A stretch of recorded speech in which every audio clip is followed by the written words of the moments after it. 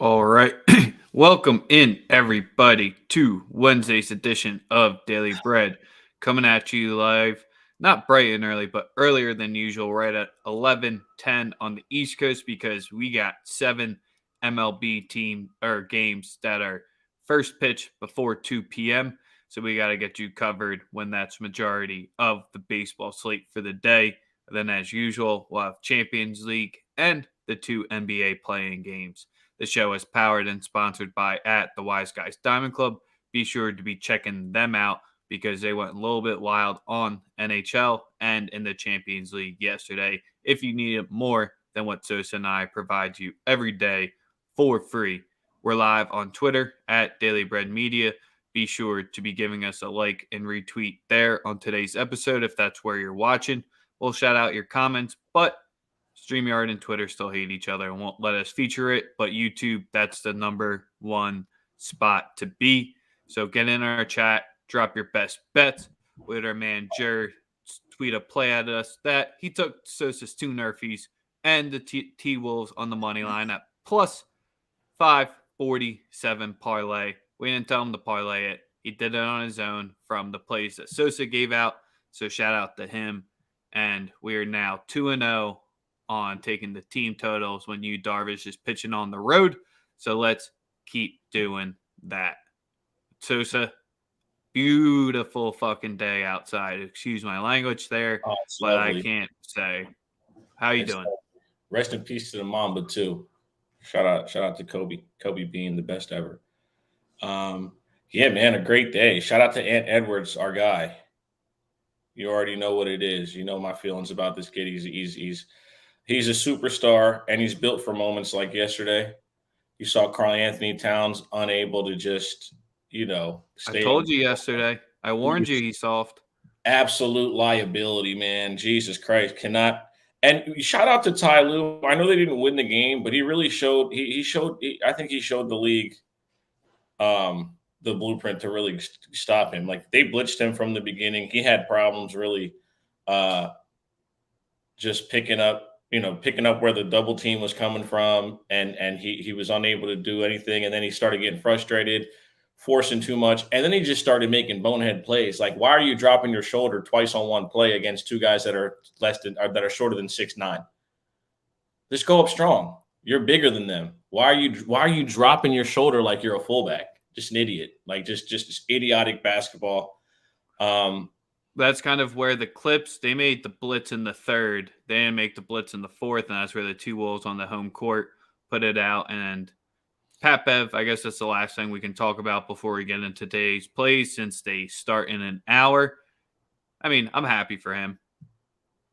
A little bit, the celebration and everything overall, just as the whole team, is a little much, because now if they go and get swept, only won one game, then it kind of just shows that they were just happy to be here type of moment, because that really doesn't count as a playoff win. I know Minnesota fans need them more than anything else in any sport, but yeah, I don't know. A little too much. I mean, hey, he's excited because he beat his former team. I get it. No, Pat Bev can go nuts, but the whole team, like, winning like they won the Super Bowl or the chip last night, that was a little much. Sometimes you got to take what you can. They had the number one pick in the draft last year. Now they're in the playoffs. So what a difference a year makes. You talk about a team that was in the absolute doldrums. The biggest coach in the history of the franchise passed away not too long ago. There was a lot of unsteady conversation in the organization when they hired Chris Finch, because all the players wanted a guy that was on the staff with Flip's son hired. Chris Finch got in. It was a good game, but also this is my final takeaway in regards to that matchup. The Karl Anthony Towns fouling out actually was the best thing that could happen last night, because when they went small, they could pick up the pace, and the brand of basketball that the Clippers were playing for 3 quarters, they could no longer play it. Yep. So, addition by subtraction, people make it seem like it was rocket science. They went small, and they were able to pretty much run them out the gym in the fourth quarter. So, moving on to today. And you got that sweaty ass backdoor cover from the Cavs. Hey man, 9.5. It's disrespectful. That was I absolutely mean, it was looking pretty correct until the end. it's a game of runs. That's so yeah, that's really it.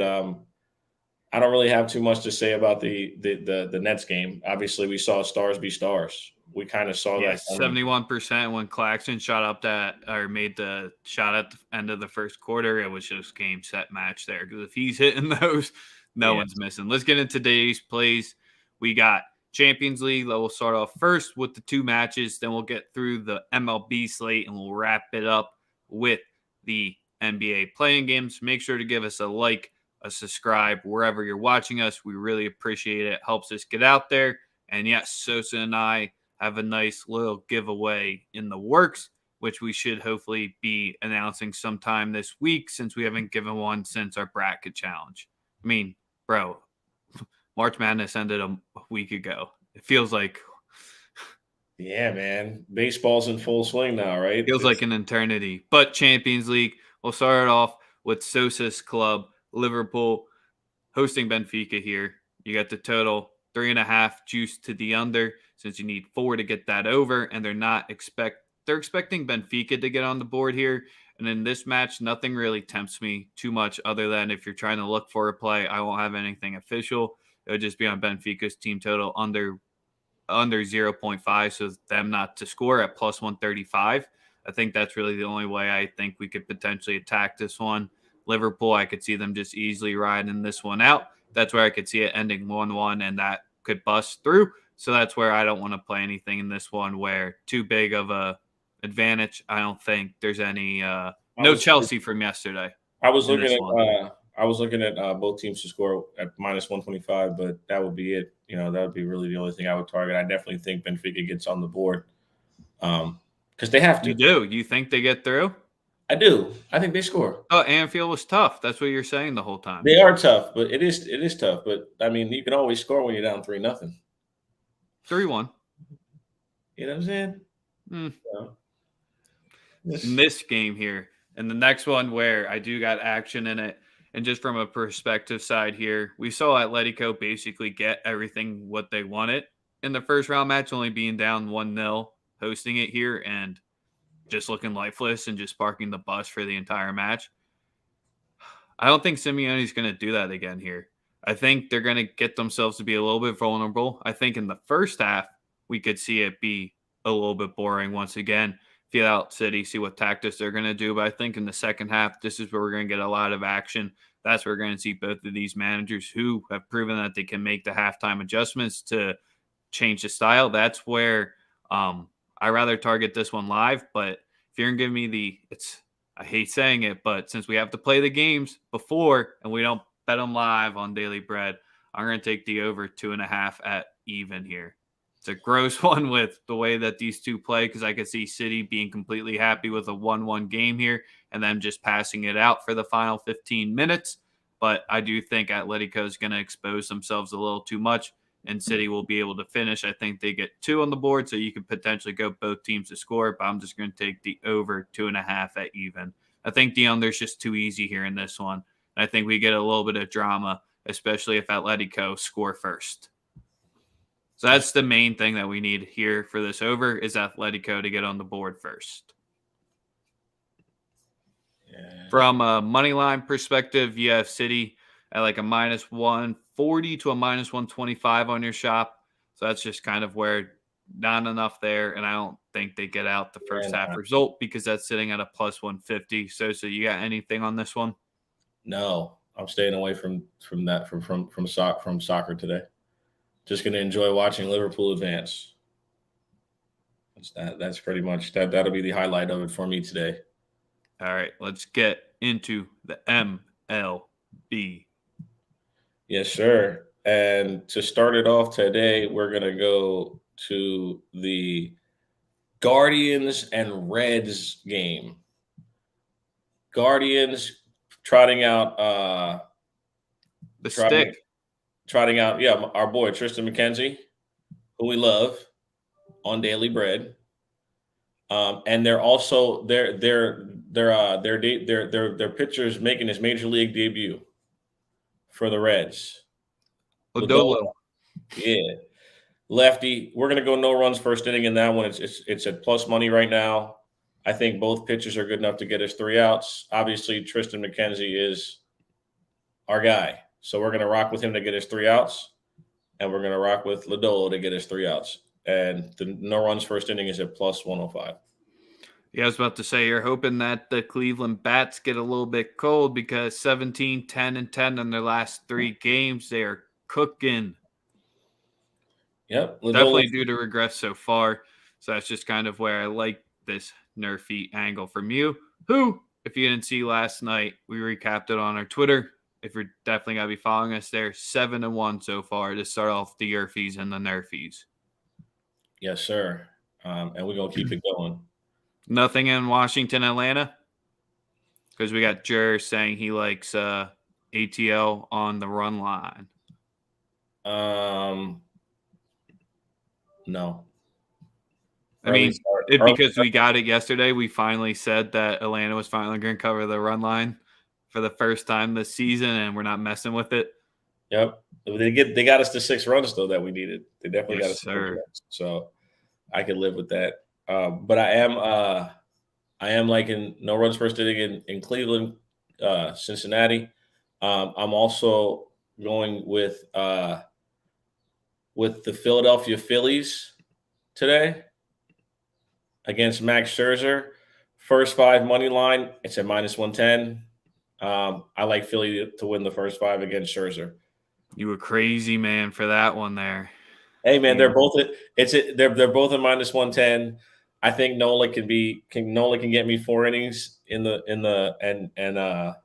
think Scherzer hangs a couple and gets banged around. That's just. I mean, the Bats the Bats aren't really that cold right now. They have a decent percentage that's right around in the middle of the pack. They're just not converting against the pitching like we thought. But the last 3 Scherzer starts, he's allowed 2 runs and 14 2/3 innings. Mm-hmm. So the bat should hopefully get to them, even though Scherzer's 14-4, just his personal, and with the 2.33 ERA. But those were against some pretty mediocre Phillies teams that haven't made the playoffs in 10 years. Nola has good numbers against the Mets as well. 9-3 with the 3.12 ERA there. So I like that angle because the Phils need a dub. When someone takes me yard in the first inning, just at me. When someone takes Scherzer yard in the first inning. You like the nerfy here or not? Not touching. No. AC, you're 90% of the time you'll never see me take a nerfy with a superstar pitcher on the mound. I never do that. Do you have anything for the Seattle White Sox game? We're gonna go with for the Seattle game. The play that I have for that one is I have a player prop in that one. I was about to say we couldn't. The Mariners are gonna make me sweat. We need the next 2, so essentially I'm on the money line with that series money line. So I'll be rocking that out. So surprising that they opened as the favorites as well. So I like that. But I think it's switching now. So that's just kind of where I'll be rocking that ticket out because if they lose, it's an official L. We're going to go with Ty France, 2+ total bases at minus 105. All right. For Seattle. That was a number. And let's get to the Boston Tigers games with Erod facing the old squad. What's that making you think? Feeling anything specific there? Revenge spot? Do they know him too well? He stinks to me, bro. Like I don't think he's. People are saying he's good. I mean, it's a prime bounce back spot, still at the crib, and you got a really low under in this one. Erod probably can, probably does have a book on his teammates. I personally, I'm not touching this. Not touching this game. I do have action in the Dodger game and the Padres Giants.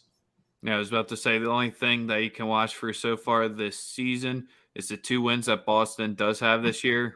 Both came against lefties. All the L's came against righties. So maybe that's a trend to be following so far early in the season, so you can't weigh too much into it. just because it is 5 games in, but that's what they've proven so far. What do you like in your Dodgers game?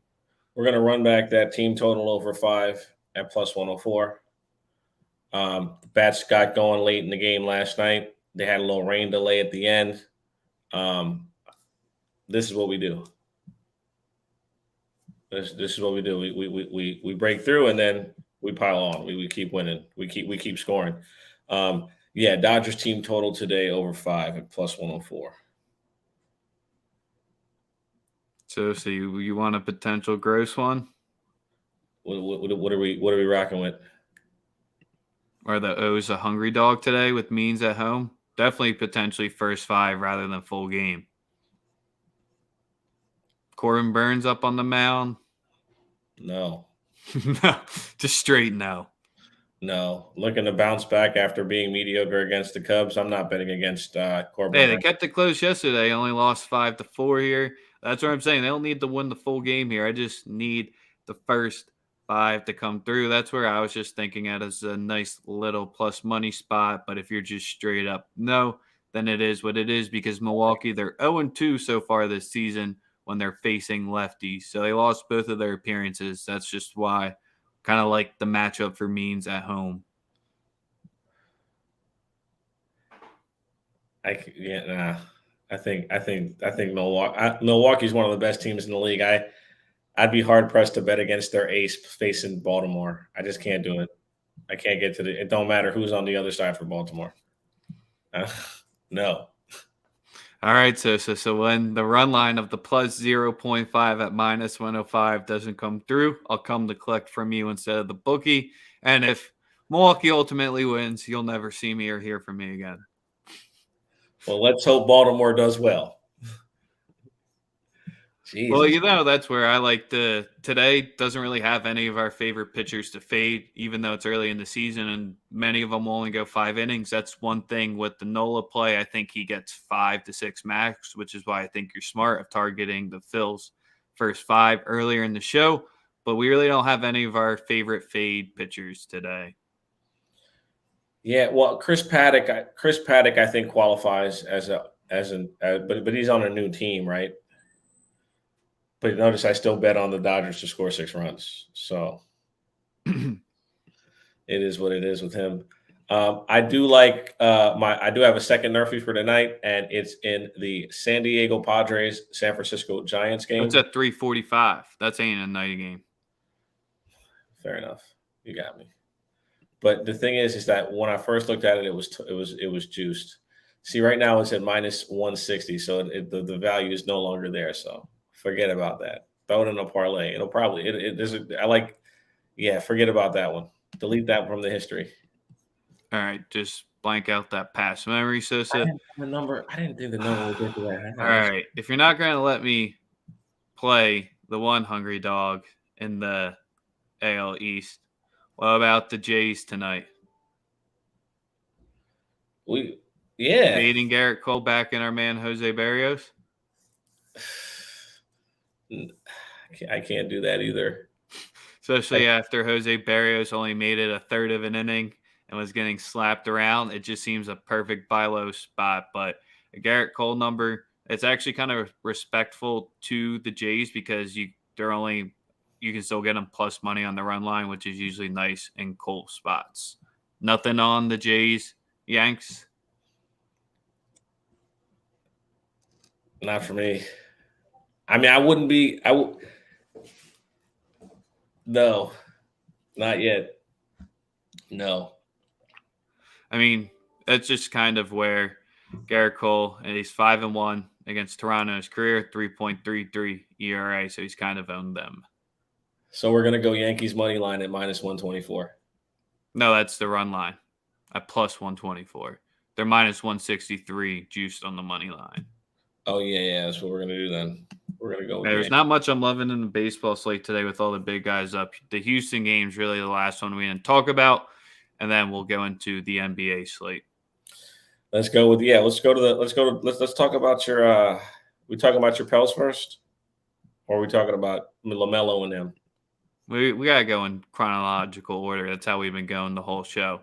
So let's talk about Roddy Hawks, our main man from the Players Ball podcast, who joined us last week. And we'll have a guest be joining us tomorrow and on Saturday on the show. So if you didn't set those reminders on the calendar yet, be sure to be setting them because you won't want to miss the next two guests that we're bringing on who are both making their first time appearances on Daily Bread. But you got the Hawks laying 5.5 here against the Hornets. Kind of that treacherous dead number, Sosa, from a side or total perspective, because we saw both games go under last night. We seeing that trend continue, or what are you liking from a side or total perspective here? I like Trae Young and them to win this game by more than 10 points.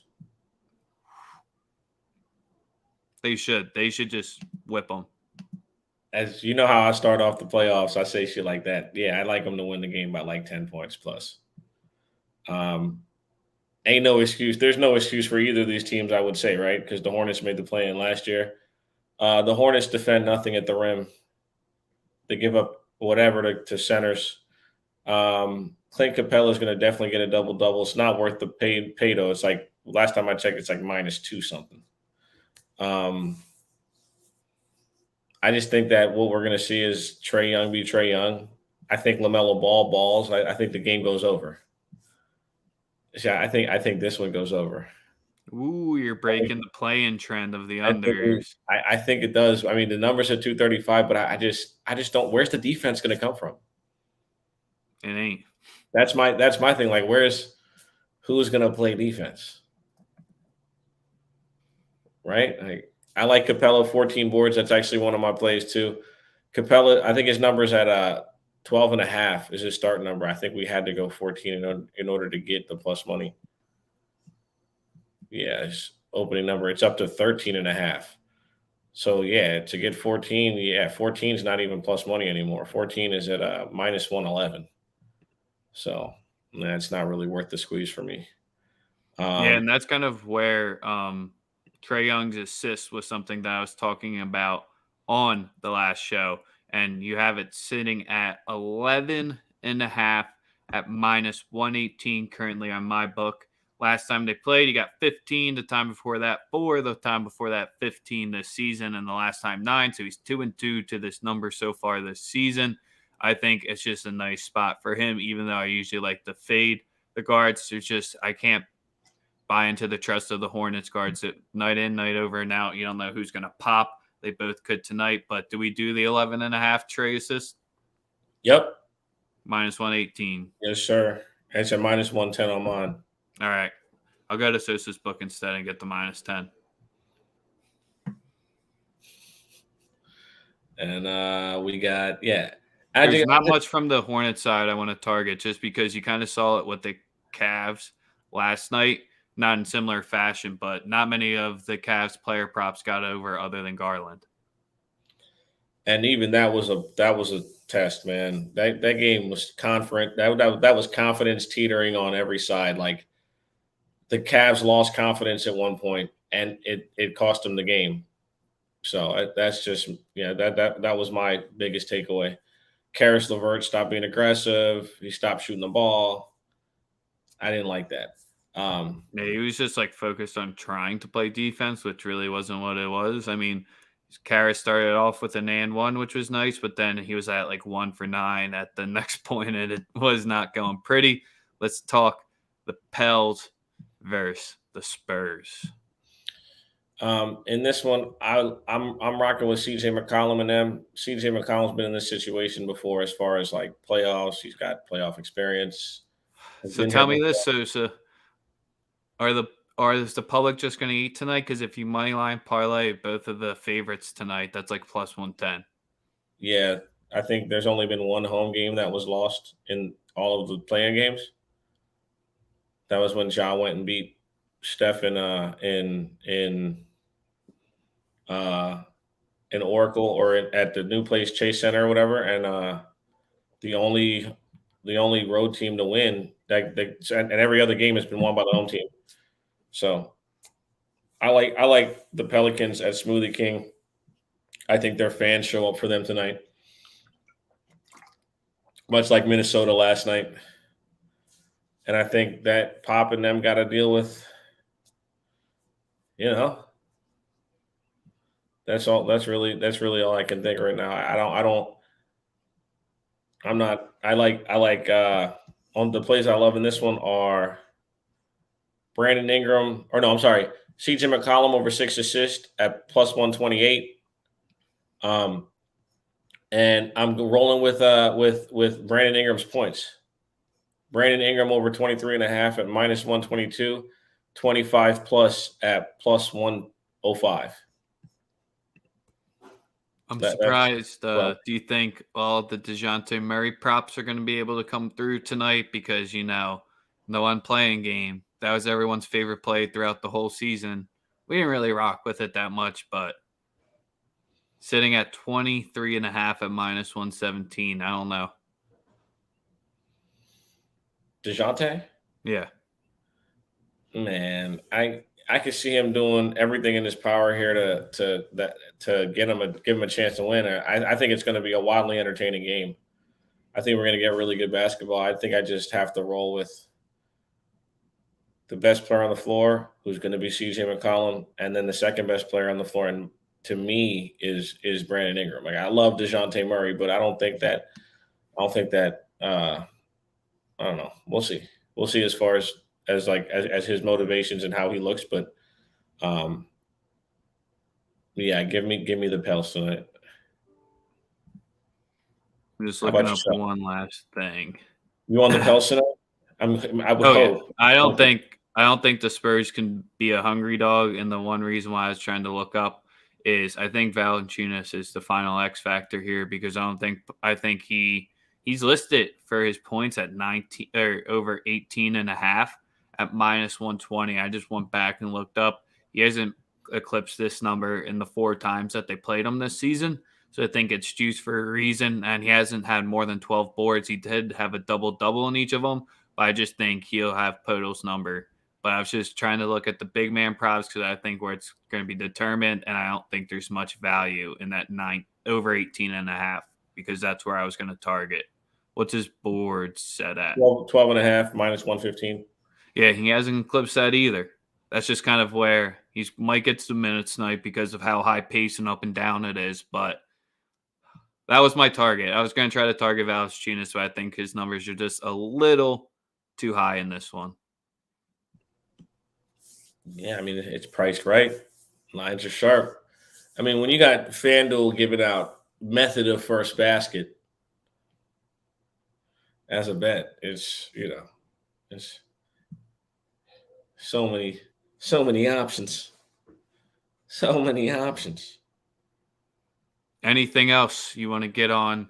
Any hockey plays? No. Why not? We're getting towards playoff season. Once the playoffs start, we have to have a play a day on it. Yeah, yeah, yeah. When do the playoffs start again? In 2 weeks, I believe. Yeah. I'll be locked in then. That's going to wrap us up for today's episode of Daily Bread. As usual, trying to wrap it up right under a half hour each day to let you know the targets and the potential plays you need to be looking into. You can go back and recap our plays. I got 2 of them. Sosa has a little bit more, and he's looking to stay hot on his no runs in the first inning plays. Give us a like. Give us a subscribe. We'll be back live tomorrow, probably right around 12:15. Tune in. We'll see you later. Hey, take this pick from me, bro.